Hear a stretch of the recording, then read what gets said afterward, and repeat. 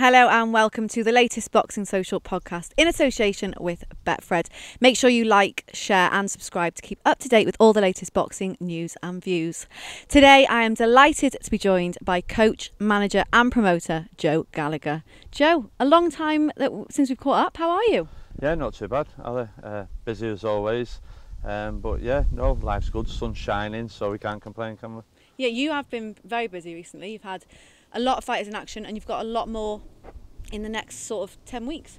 Yeah, I think it's from now till the end of September. I think we've got 10 fights. And then obviously whatever comes for October, November, we've got the Paul Butler unification fight by the end of the year, hopefully. Talks are still ongoing at the moment, but we're close to getting it done. But yeah, a busy time, wouldn't have it any other way. Now, before we go into what's happening now and the fighters you've got now, we're just going to take it right back to the beginning and how and when you first got involved in boxing and how many years it's been. I think I've been involved in boxing now 43 years, 10 years old. Usual thing, primary school. At the time I was doing karate, got to like a second grade brown belt, whatever it was. I was one away from doing a black dan or whatever it was called then. And just basically in primary school, I always used to watch the boxing with my dad. At the time there was the heavyweights, Ali and that.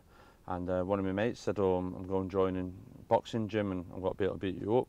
So I thought, went home, said to my dad, right, where's this boxing gym? So we went down to the boxing gym and we went and that was it. It was the Wythenshawe Forum boxing gym in Wythenshawe, Jimmy Egan. And yeah, the rest is history, as I say. Had a good amateur career at Wythenshawe.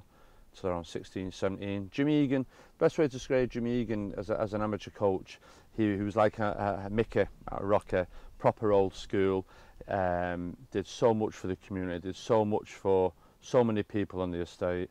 And also for me, there was a time as an amateur I went through a bit of a bad run and people were saying, oh, you should tell him to pack it in and stuff like that, but he didn't, stuck with me. And like I say, I was always had contact with him until he passed away. Then at aged 17, 18, then I moved to Moss Side, amateur boxing there with the Champs Camp, Phil Martin, with that set up. And yeah, I was boxing there for a few years and then went into the coaching side of it. So even when I was an amateur, funny enough, when I was an amateur at Wythenshawe, I was 15, 16, I used to help stay behind and train the 10, 11-year-olds. And one of the kids, was around 11 at the time, was a kid called Eddie Nevins, and he ended up being my first professional boxing champion.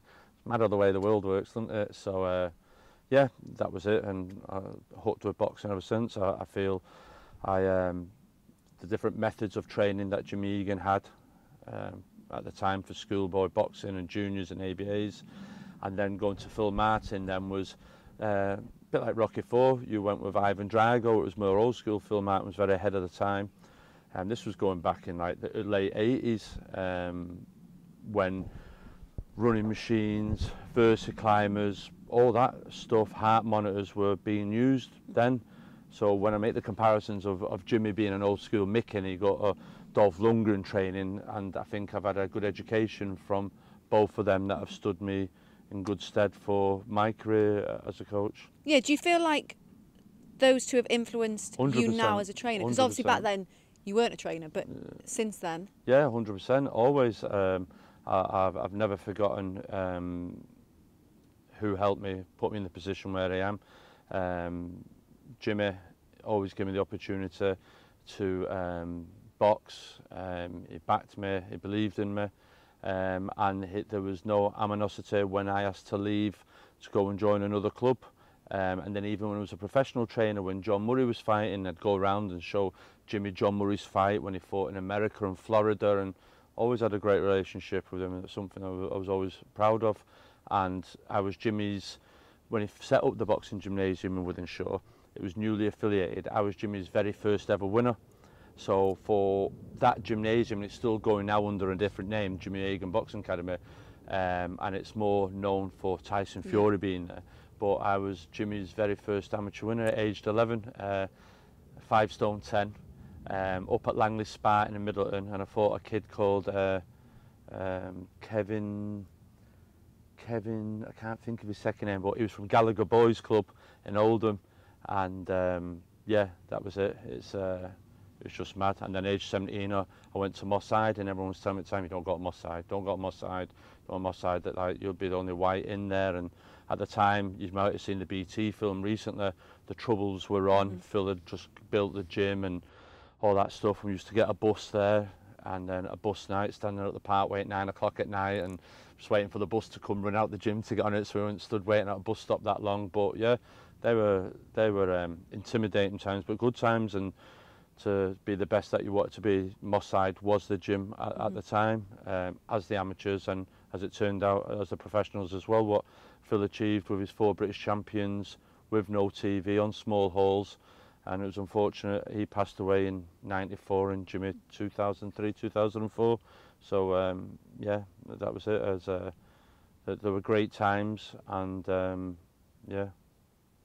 And when you started coaching, obviously everyone knows your professional achievements as a professional coach. The amateurs, you were also very, very successful at. Was that the plan? Were you always planning on amateur then professional training? How did that sort of come about in that transition? Well, the amateur, Phil Martins just said to me, outside he was busy with the pros, the amateurs, what are doing, he said, we take over the amateurs for me, so we did. And then, yeah, the first season won 27 out of 31. Season after that won 40 out of 44. And then I think it was like 44 out of 51 the year after.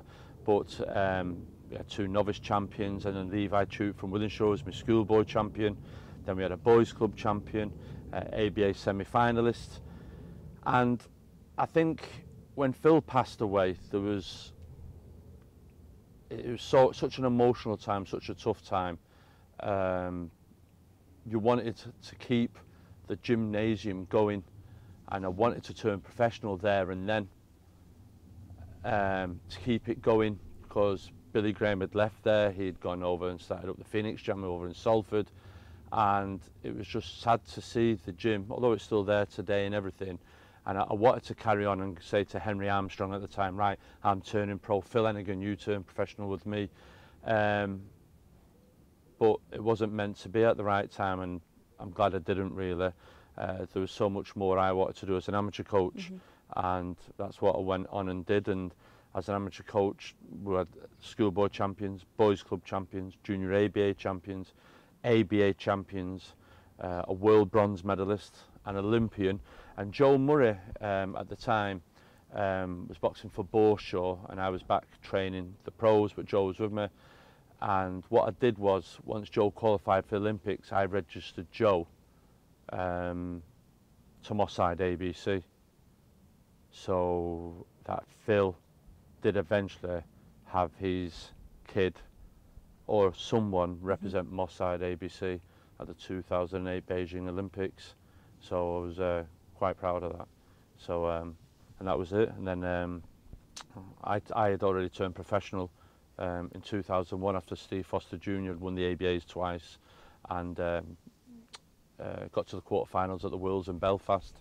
And then I just thought, right, that's it, I've got to turn professional. And we made our debut at the Manchester Arena that year, 2001, and he won. And then as a coach, like professional coach, think to yourself, wow, it'd be great to be here one day, because at the time it was Ricky and Billy Graham and all good fighters at that time. Carl Thompson, he was doing really well. Ensley Bingham, Steve Foster, Pat Barrett, I think, was just finishing them. But them young kids were coming through. Thomas McDonough, Michael Jennings, do you know what I mean? And you just think to yourself, wow. And I'd known Michael Jennings. Some great coaches now. Some great coaches. Yeah, it's good, definitely. Michael Jennings, Ricky Hatton, they've all come through as boxers and themselves as good coaches. So it's just good to see. I seen them as schoolboys coming through and boxers, and as you say now, to see them as coaches and see Pat doing well at coaching. Haroon Headley, he was one of my kids, started off with me as an amateur.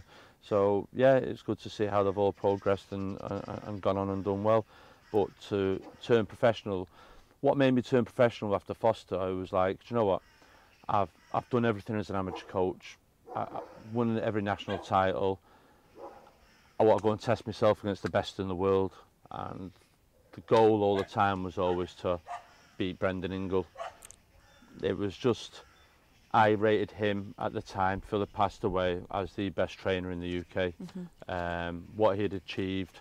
There was a bit of a rivalry there from that stable at the time with the Ingalls and Phil at the time. Obviously Frank Grant had beaten Harold Graham, and there'd been a few other fighters over the time, but you just only had to look back and see the success of what Brendan Ingle had done over the years over there at the Winkerbank gym. And my goal was always to, I asked, I think it was Johnny Nelson once, what was their record, and I just thought, right, that's what I'm going for, and that's what's always kept me going deep down. I'm not sure a lot of people didn't know that, but that's huge respect to them. And like I say, Dominic and John I knew as amateurs when they're going through, so they've done a great job to carry on the father's legacy. And maybe that's why I most really feel a little bit that more to Phil Martin and Moss Side too. I've tried to keep the legacy out there, and we had the Champs Camp t-shirts done the other year because I've seen everyone reviving the Kronk and stuff like that, so I thought, Moss Side, like, do you know what I mean? I remember I'm setting up a Champs Camp Marbella. I remember phoning Tom Stoker up, you can't do that. There's only one Champs Camp, and that's Moss Side, that's Phil Martin. Joe, still very protective over it, and I was so pleased that did the documentary and BT aired it recently to show really of what that man achieved from nothing and what he could gone on done. And I've always said, whatever I've won and whatever titles my fighters have won, they're only a continuation of the success of what Phil Martin would have achieved. Well, before we started recording, so you said you've been involved in 362 professional fights. Might be a bit more, but go on. And you've had a winning streak of 62 wins. Before that, you had a winning streak of 49 wins on the trot. At what point did you feel like I'm a success as a professional coach? When was that moment where you clicked and thought, yeah, I've made it, I'm good at this? What was that moment for you? Joe, it's hard to say, but I still don't think it. I think I've still got to prove myself. I think that's what's driving me. I think all the success is what the fighters have done and put in and everything else. And I feel, listen, I've got the Boxing News Award a couple of times and being the only British-born finger to win the Ring magazine. You think to yourself, wow, that's it. But it feels very surreal. And I feel maybe because you're in the moment, you don't look at it. And listen, that was 5-7 years ago, 2015, 16, yeah. So you just think to yourself, yeah, but it didn't change anything. It's nice, the accolades don't change anything. But it's just, I don't know. I think there's, it's very hard. It's very hard to say when do you feel, you think. That's like saying to, that's a question that I'd like much to put to someone like Ferguson and Mourinho. When did they think they were a good footballing coach? I'm huge admirers of them too, not because they're being Manchester United, but just how the management of footballers, egos, press, everything else. And you've got to look around and see, and boxing is very man management. You can't treat everyone the same. Everyone's works differently, and that's what I've always tried to do. There's the carrot and the stick, as everyone says. But when would I think when I won my first British title, John Murray, who was up against Lee Meager. John hadn't performed well the week fight before it in Vegas, and Mick Hennessy was sort of saying, you're shit as a trainer, literally, you don't know what you're doing. And obviously Lee Meager was trained by Robert McCracken. So I just thought to myself at the time, right, we'll fucking see. And then they made the fight, and then obviously John, and I knew Lee Meager from the amateur circuit up here in Manchester, and John beat Lee Meager that night and won the British title. And I just thought to myself, yeah, who's fucking shit now? And I think that is mostly one of the times when I felt, nah, you didn't rate me, you just thought it was someone. And John Murray was a kid I've had since the age of 15. Yeah. He had one fight when I joined him, and I took him to a schoolboy final in his first season.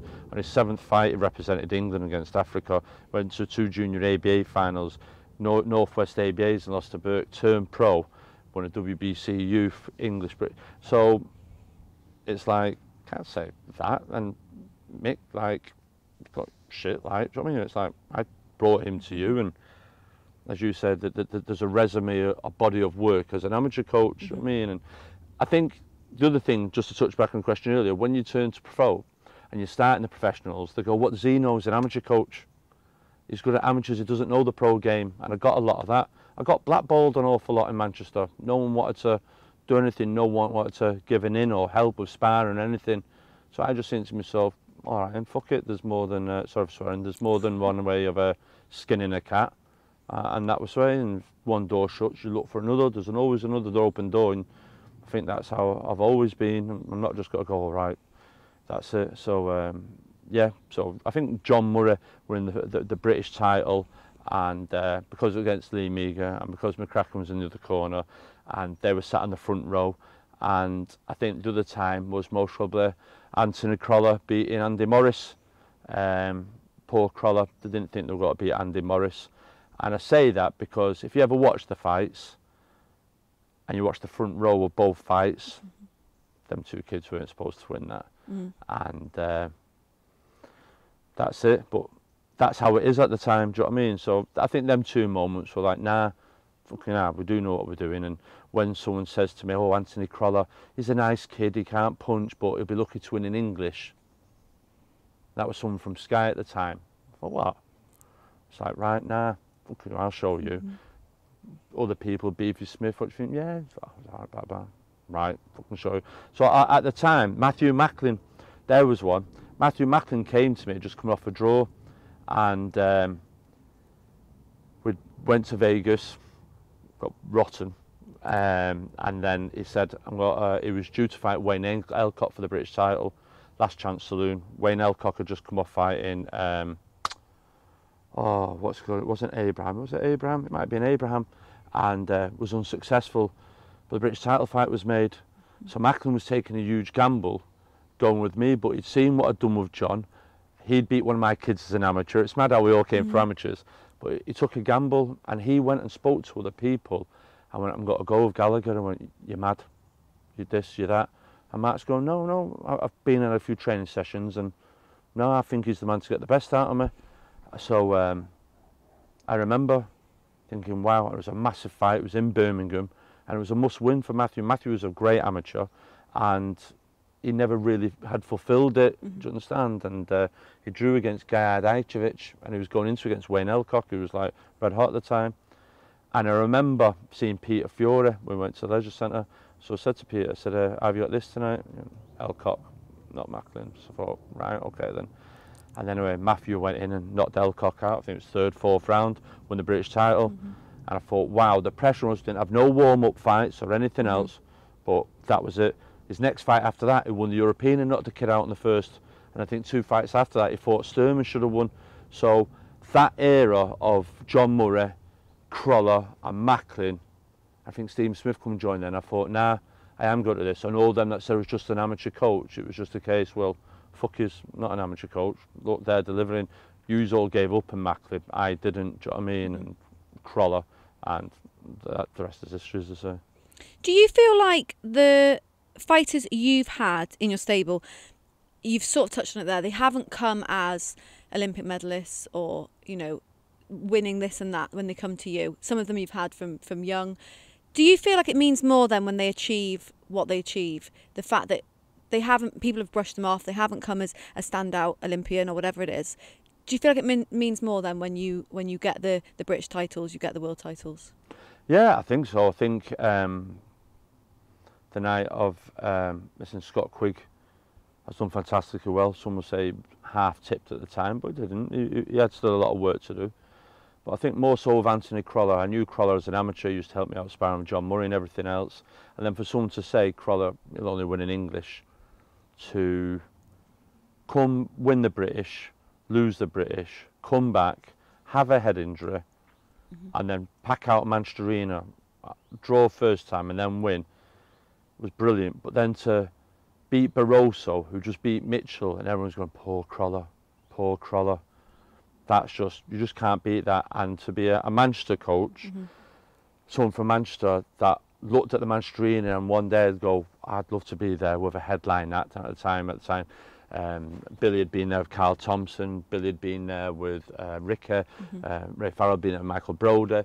So to go there with your own kid and become it, and against the odds, yeah, it does me more. Hosea Burton, I've had Ophi since age 11, 32 kilos. known, what, 20 odd years. And he isn't retired, he's no, he's coming back at decided he's not. cruiserweight. Yeah. But he's a kid that stuck with it because it is, but people, they didn't give him the rematch with Buglione. Jose Burton Buglione rematch was voted by Boxing News that year the #2 fight of the year. The #1 fight of the year was Chisora versus Dylan White, which was on the same bill on the same night. So how was that rematch never ever made? Because he won late and Ophi was winning it, and they knew the rematch. So listen, bygones, bygones. But the kid hasn't had the rub of the green to an extent. Do you understand? It's a shame. But for him to have won a schoolboy title, junior ABA title, an ABA title, box for England versus America, beat Luis Herreras, who's a good pro from Vegas, then turn over, then win a British title at the Manchester Arena. That's huge for Ophi and the travelling community at that time, because a lot of travellers then turned pro and packed it in 17, 18. But Ophi's achievements have been overshadowed of what Billy Joe and Tyson Fury and others travelling community have done. But they've never seen that before, and it'll be a long time most people will see that again. But usually they all marry younger packing. So I've always said to Ophi, your achievements never ever feel inferior. That's a massive success story, and bless the kid. And as you say, he's still going and wants that other go again and at cruiserweight. So for the kids like Ophi and Crawler and that, yeah. And Natasha losing to Vivian Ubanoff.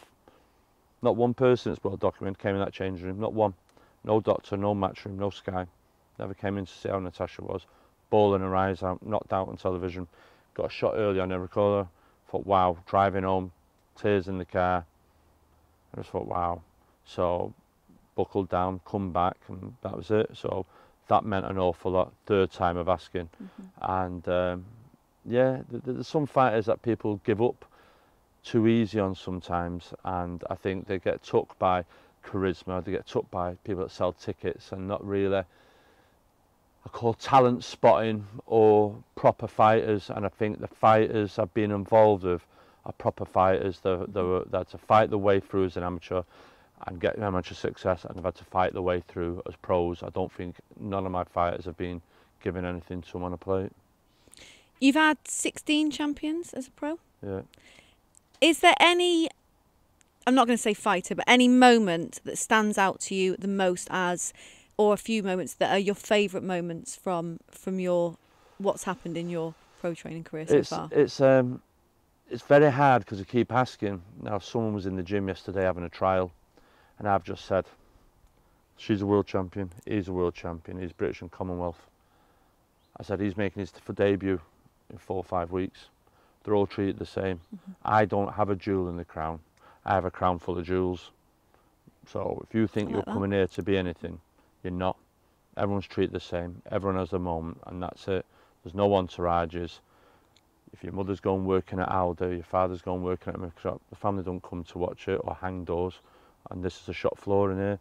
And I think that's how I've ever been. So to say standout moments, I feel Eddie Nevins, my first ever champion, was good. Callum Smith ringing the ring belt in Jeddah against George Groves was a great moment.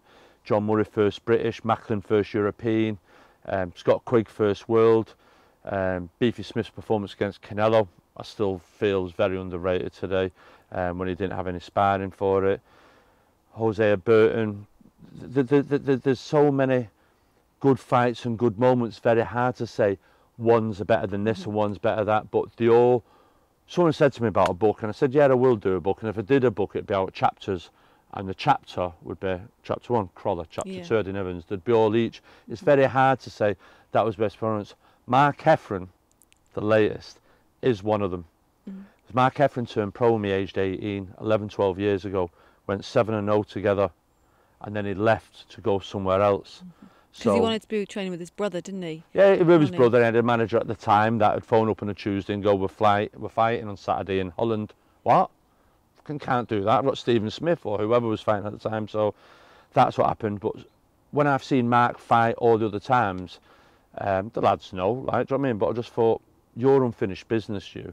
And when I seen him fight, I thought, that's not my Mark. I call it my Mark. That's not my Mark. My Mark, like, breaks jaws and knocks people out. And he did ask and reach out in the past, and I said no, because I don't think you were ready to. I still think you were messing or whatever. No, and the gym was full stable. But then this time they came and asked again, and he said he was got a pack in boxing. If that was it, there's no more.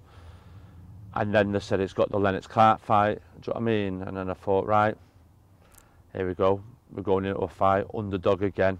And I said in an interview with Dev, my type of fight. Let's come on then. Let's go and do it, and we did. And Mark Heffron was one of them that first turned pro, so that unfinished business is complete now. That fight, that era with Macklin and all them, John Murray has become British and Commonwealth champion, and whatever he goes on and does now is a success story. And there was huge pressure on that fight with Mark because of his mum dying and him wanting to win it for his mum and everything else. So I'm really pleased that they can go and live life now as a British champion and fulfill his potential. Now, we obviously have talked about the great moments. Boxing is a very up and down sport. What would you say has been the sort of low points that you have maybe at any point have you thought about packing it in? Has that crossed your mind? And what sort of low points stand out? Yeah, packing it in, God and Jesus. I've had a penny every time I thought, no, I'd never say pack it in. I've always thought, right, yeah, might be coming to a time in that, but then I always say, and people go, you'll never pack it in, you never pack it in, it's too ingrained with you, 42, 43 years, too ingrained. And I was thinking, no, I will. And like, even my daughter said the other day, oh, Dad, you need to start packing in, coming home moaning about this is hurting, that's hurting. No, can't let them win, no. So, yeah, the low moments, I think, low moments in professional boxing, I think Crawler losing to Derry Matthews was one at the time. I think John Murray losing to Brandon Rios was one. Callum Smith losing to Canelo was one. Who else? Quigg Frampton was one. In their own different type of way. Crawler at the time losing to Derry, who just won the British title, and it's in the time of the stoppage, whether it was right or wrong. This in the record shows the referee made a decision and that was it. But it hurt because there was a maturity of Anthony that was still to come, and he'd done well, but maybe eye off the ball or whatever. I don't know, sometimes it was at home and everything, but it hurt. And I've always said to my fighters, you've got to want it as bad as me. If you don't want it as bad as me, then we've got a problem, because I want it bad, real bad. And any loss hurts and you take it personal. So his was one. John Murray, Brandon Rios in the garden was one. Because John Murray was a kid I'd had since 15 years of age. We went over there, got an opportunity, Brandon Rios. He failed weight the day before. We got a bit more money, put a cap on it, got in the ring. Fucking Brandon Rios, Jesus. It was the size of the Madison Square Garden, it was huge. And John Murray went there, and John was at a stage of a career at the time, I think he went 30-0, 31-0, one of the longest records in British boxing. And he gave it his all, but he gave it his all with so much shit going on in the background in his life. And there was times in that fight I knew Rios struggled to make the weight.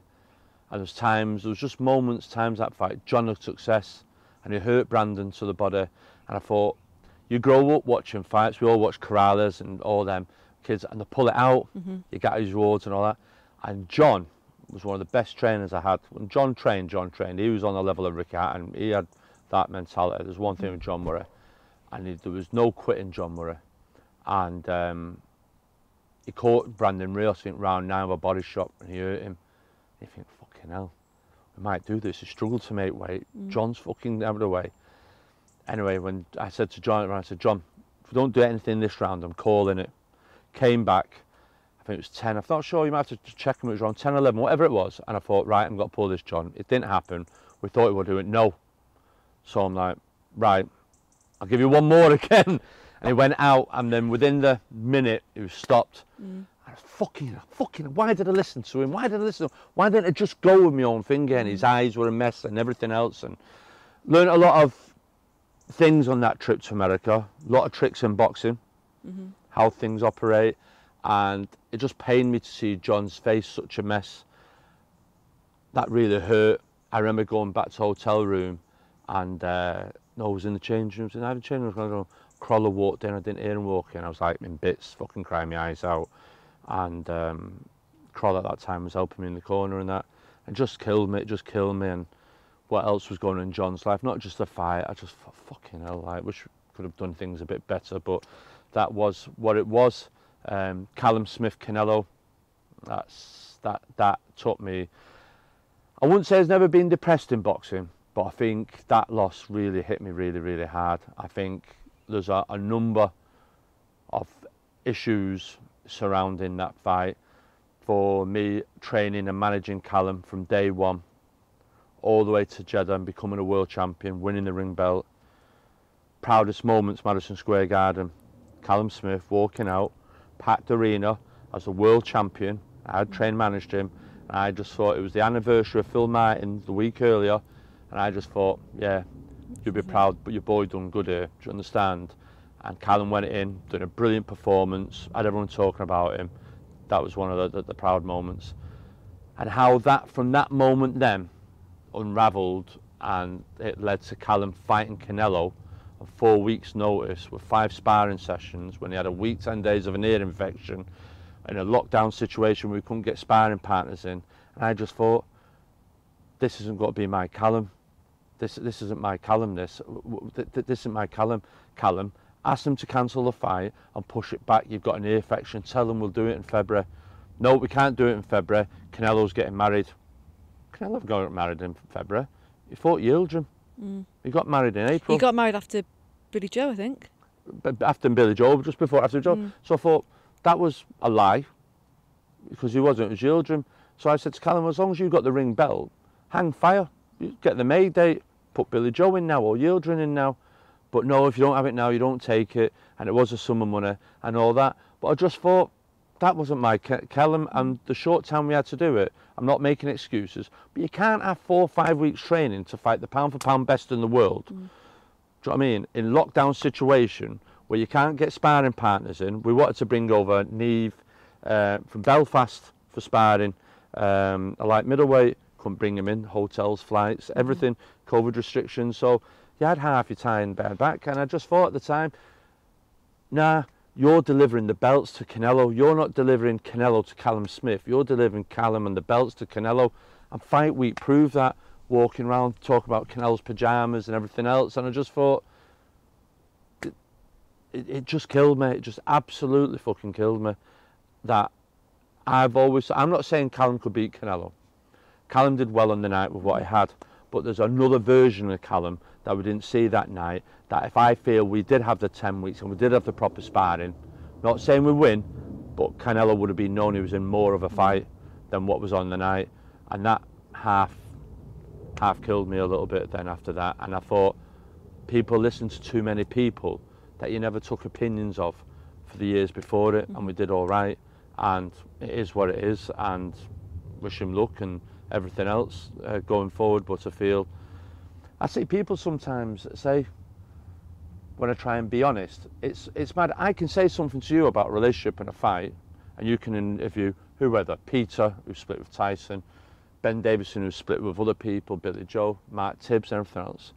But no one ever says they're bitter. It's just a working relationship and it ends and goes on. But people say I'm bitter. How can I be bitter? What am I to be bitter about? 6 world champions, 14 British titles, ring belt, female world champion. How am I, but where did this throw this? But what have I got to be bitter about? I'm usually happy with what I've achieved and what my fighters have achieved. I've got nothing to be bitter about. Do you find that difficult to deal with, the fact that you know a lot of social media is negative, and any stuff like that you get thrown, the sort of negativity that you have thrown at you, does that affect you at all when you're in terms of your coaching or going into a fight? No, it doesn't, but it does when it comes from people that should know better. Fellow pro trainers, fellow pro coaches, fellow pro fighters, fellow pro managers and fellow pro promoters that are trying to stir up a narrative to tell you and other social media outlets that's the narrative and the story to carry it on, and then that you and the other outlets won't dare question that story or what they say in an interview, because you and the rest of them don't want to lose out on access or finger. And that's how it's gone wrong. That's how it's gone wrong. You should be able to sit down with whoever, Bob Arum, Frank Warren, Eddie Hearn, Mick Hennessy, Ben Shalom, and ask them what they want a proper interview. And if they don't like the questions, so be it. But you've got to ask the answer honestly. And if you've done that and then they ban you, then, well, your integrity is still in place. That's their problem. But I think that's wrong to have that monopoly to say, well, you ask me something about that, then I'm not doing it. So it's like, people all talk about. So at the moment, everyone's Don King, Daniel Dubois, not being paid. But there's other people about in the boxing world at the moment that haven't been paid. But that isn't the narrative of the story no one wants to talk about. Do you understand? Yeah. So I think it's wrong, and I think that's really bad. I think when people question that, people can't question the promoters. Well, we've been and spoke to him since, and they said, no, that's wrong, you're this. But no, you all believe them because they have the power. So you all dance to their tune. So when they create a narrative to have a go at, say for me or other people in the sport, you choose to believe it, and your listeners choose to believe it because what they say is right. But like Denzel Washington says, there's to get out there and tell the story, whether it's right, whether it's wrong, whether it's the truth, it doesn't matter who gets it out the fastest, whatever else. And it's just a shame that the liars get the first turn to spin it, and you can't change it after that. But I've always believed in what you've got to do is go to bed at night and go, you did the best that you could do that night. And if you're happy with that, then that's it. Exactly. If you weren't a boxing coach, I'm asking this because I think you've dabbled a little bit in football coaching. Yeah. But if you weren't a boxing coach, what do you think you'd be doing? If you weren't in boxing, what do you think you'd be doing? And would it be coaching in football? And also talk to me about that situation with you and football coaching. What would I be doing? It's very hard that what would I be doing. I used to work all the time. I used to work on the roads. I worked labouring. I worked the rebuild of Strangeways. I worked on the A34 bypass. I was out on the roads, tarmacking, flagging, curbing, all that stuff, as well as being an amateur coach. Then I was working at the airport, working nights, living on 3-4 hours sleep. So whether I've gone into another coaching or something else, I don't know. Maybe I would have the job, but I always knew I wasn't a 9 till 5 and a garden shed at the bottom of the garden. That just that wasn't me. I was a leader, a shop steward for the union.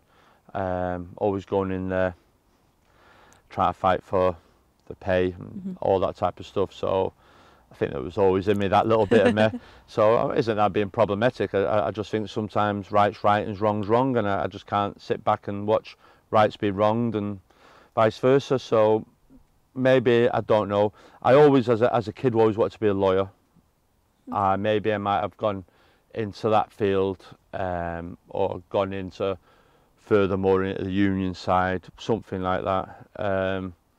Coaching side, that came from my son's football, and going and getting a badge and then doing the football team and doing really well with them in the league that we're in. And yeah, and it was great to work with a group of individuals aged 10 to 11 and 11 to 12, where they were developing and growing from primary school to secondary school and becoming young, and the man management and that, and tactics and against teams, and it really was, and playing formations that they don't usually play at that level, whether it be 7-a-side and 11-a-side, and the training sessions and the drills, and it was just great. And I think whether it be in football or whether it be in boxing, I think a lot of it is knowing your player and knowing your boxing, and knowing in workplace, being a manager in a workplace or a supervisor, knowing how to get the best from your staff. There's the carrot and the stick, and I think that's it. And I'm always a big believer, if you give good out in life, you get good back. If you give bad out, you get bad back. You don't know when or how or whenever, but eventually life levels itself up. And that coaching side at Altrincham, my mate Chris, he used to be a good striker at Altrincham. He's at Manchester United now. He's on the training staff, and I always used to think, God, that Altrincham, surely it can't be that hard to manage Altrincham Football Club or football. So I was only talking not long ago and about going doing a badge, and when I was thinking about pulling out boxing, doing it, and it still sits there a little bit. I'm not Still saying an it doesn't, option. but no, it's still there's a development there just to see if I could. Do you understand? But maybe I might just end up doing a Sunday pub league team. I don't know. But I'd like to be challenged, and that's something that challenged me as a coach. And listen, I'm screaming at the television all the time about Man United, and I just think everyone thinks they can do the Man United job at the moment, can't they? So yeah, that's it. That'd be a hard job to do right Yeah, now. yeah. Wouldn't want to do that. Obviously, you're not done in coaching yet, but how do you want to be remembered as a coach? How do you want people to remember Joe Gallagher as the coach? I don't. I feel the work that we've done up to now, the fighters that I've been involved with, the careers that they're going now. You see Anthony Crolla developing as a coach, Scott Quigg developing as a coach, the academy that we're running now with the kids that are on there. There's 42 students there set up in Harper. That keeps going. And I feel like Phil Martin, me, Billy Graham, Oliver Harrison came through that. I'd like to feel in the future coaches that have come through under me that are going to coaching, whether Natasha, Paul Butler, whoever. I think that's the biggest thing. You're leaving seeds for the future type of thing. Does that make sense? I don't think it's really a case of blah blah. That's for other people to have that opinion and what they have to say. And listen, I know I've rubbed people up the wrong way over the years, but sometimes you just got things what you think's right at the time. I put my hand up, the most probably weren't right. Some of the times they were right, but when you're in the zone at the moment, you've got to do that. And listen, I wore my heart on my sleeve, or I back my fighters 100%, and whatever I've done, it'll be for people to talk about in the future, not me. Well, thank you for your time. It's been interesting to hear all about your in-depth life in boxing, and looking forward to the next few weeks when you've got a lot of fighters back in action. Yeah, a busy time. We're not done yet, and fingers crossed there's some more titles still to come before the job's done. Thanks, Joe. Cheers, thank you all. Thank you for tuning in to the Boxing Social podcast in association with Betfred. Make sure you stay tuned by sharing and subscribing. We'll see you next time.